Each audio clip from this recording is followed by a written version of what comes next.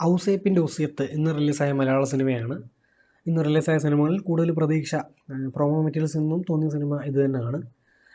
ഔസേപ്പ് എന്ന ടൈറ്റിൽ ക്യാരക്ടറായിട്ട് എത്തിയിരിക്കുന്നത് വിജയരാഘവൻ സാറാണ്. ഈ സിനിമയ്ക്ക് കിഷ്കിന്ധാകാണ്ഡമായിട്ട് നല്ല സാമ്യത, ഒരേ ഫ്ലേവർ തോന്നിയായിരുന്നു ഇറങ്ങിയ പ്രൊമോ കണ്ടൻസിൽ. വിജയരാഘവൻ സാറിനെ കൂടാതെ കലാഭവൻ ഷാജോൺ, ദിലീഷ് പോത്തൻ, ലെന, ഹേമന്ത്, കനി കുസൃതി, സെറീൻ ശിഹാബ് തുടങ്ങി നമുക്കറിയാവുന്ന കുറേ പേര് സിനിമയിൽ അഭിനയിച്ചിട്ടുണ്ട്. പിന്നെ ജോണർ ഒരു പ്രോപ്പർ ഡ്രാമയാണ്, ഒരു മിസ്റ്ററി ഡ്രാമ തന്നെയാണ്. കിഷ്കിന്ധാകാണ്ഡം പോലെ തന്നെ ഇതും ഒരു മിസ്റ്ററി ഡ്രാമയാണ്. പക്ഷേ ആ മിസ്റ്ററി കിഷ്കിന്ധാകാണ്ഡത്തിൽ ലാസ്റ്റാണ് റിവീൽ ആവുന്നതെങ്കിൽ ഇതിൽ നമുക്ക് ആദ്യം തന്നെ എന്താണ് ഒരു ബേസ് മിസ്റ്ററി ആദ്യം തന്നെ മനസ്സിലാക്കാം. പിന്നെ നമ്മൾ തന്നെ നമ്മുടെ ഉള്ളിൽ ചിന്തിക്കുകയാണ് ഇതിൽ വേറെ എന്തെങ്കിലും മിസ്റ്ററി ഉണ്ടോ, അങ്ങനെ പിന്നെ എന്താണ്, അങ്ങനെ ഉണ്ടോ ഇല്ലയോ എന്നൊക്കെയുള്ള അവസാനം അറിയാൻ പറ്റും. ഇതിൻ്റെ സംവിധായകൻ്റെ പേര് ശരത് ചന്ദ്രൻ ആർജ് എന്നാണ്. അദ്ദേഹം നന്നായിട്ട് തന്നെ മേക്ക് ചെയ്തിട്ടുണ്ട്. മറ്റേ ബഡ്ജറ്റ് ലിമിറ്റേഷൻ ഉണ്ട്, നമുക്ക് കണ്ടാൽ അറിയാം. അത് നിർത്തിക്കൊണ്ട് ഡയറക്ഷൻ കൊള്ളായിരുന്നു. ടെക്നിക്കലി എനിക്ക് ഭയങ്കര സംഭവമായിട്ട് തോന്നിയിട്ടില്ല.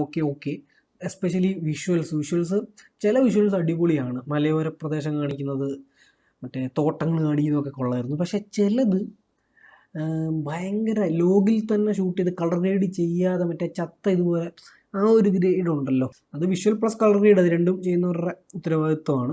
ഞാൻ നന്നായിട്ട് തന്നെ ഫസ്റ്റ് തൊട്ട് എൻഗേജിങ് ആയിട്ട് ഇതിലൊരു 45th മിനിറ്റിലാണ് ഒരു മെയിൻ ഒരു ഇവൻറ്റ് നടക്കുന്നത്. അവിടെ തൊട്ട് ഭയങ്കരമായിട്ട് ഞാൻ ഹുക്കായി അവസാനം വരെ.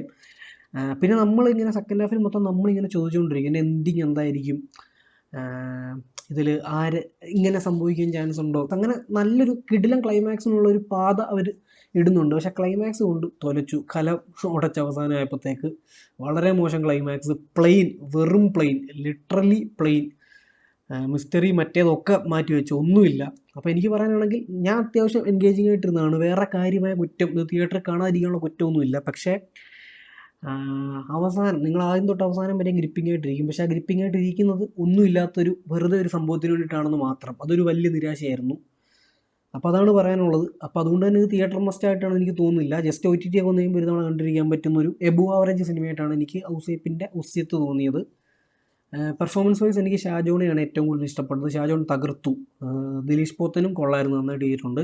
വിജയരാഘവൻ സാറ്, കനി കുസൃതി, സെറീൻ ശിഹാബ്, ഇവർ മൂന്നുപേരും നമുക്ക് നല്ല റോൾസിൻ്റെ ഇതിൽ നമുക്ക് നമ്മുടെ മനസ്സിൽ നിൽക്കുന്നവരാണല്ലോ. പക്ഷേ ഇവരുടെ 3 പേരുടെ സൈഡിൽ നിന്നും വലിയ കാര്യമായിട്ടുള്ള റോൾ അവരുടെ ഡേറ്റ് കിട്ടിയിട്ടും വേസ്റ്റഡ് ഓപ്പർച്യൂണിറ്റി ആയിട്ടാണ് എനിക്ക് തോന്നിയത്.